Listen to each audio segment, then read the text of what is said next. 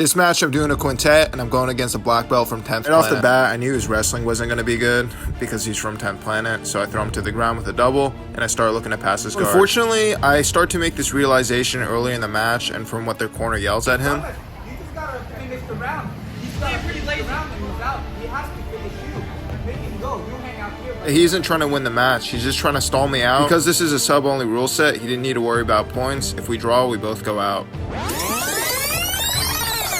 After being stuck in knee shield for a while, I'm finally able to high leg out of there. Then start looking to aggressively pass here because I know my opponent's tired. Start to put the pace on him with the aggressive outside passing that I like to do. And right here, he makes the mistake of high leg. You guys that watched my previous video, you know what pass I'm about. And if he gets the windshield pass, you are correct. Your opponent ever high legs like that, it's a free windshield pass. He has a butterfly hook in, but I know as long as I'm able to keep that scoop grip and circle around, I'll be able to get the side mount. Start to look to press his body against the cage. But I make the mistake of not working my body under his knees, and he's able to load his legs up against the cage and kick off into me, and he's able to re-guard off of this.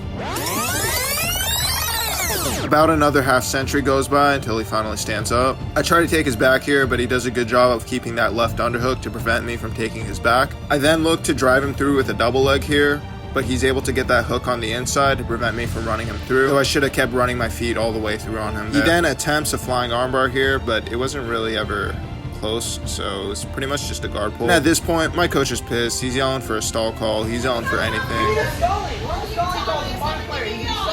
And unfortunately, the ref was doing his best Stevie Wonder impression, so he wasn't able to give out any stall calls for the next minute and a half.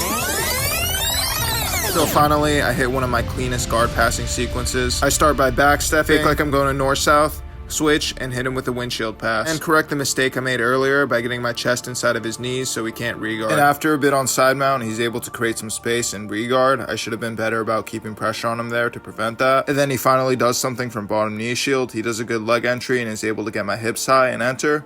But I'm able to slip my leg out and turn around, get a double, and pass his guard once again. There's short time left on the clock here, and I'm not left with a ton of options, so I'm trying to bait him to turn and give me his back. However, he does a good job here of keeping his back to the mat.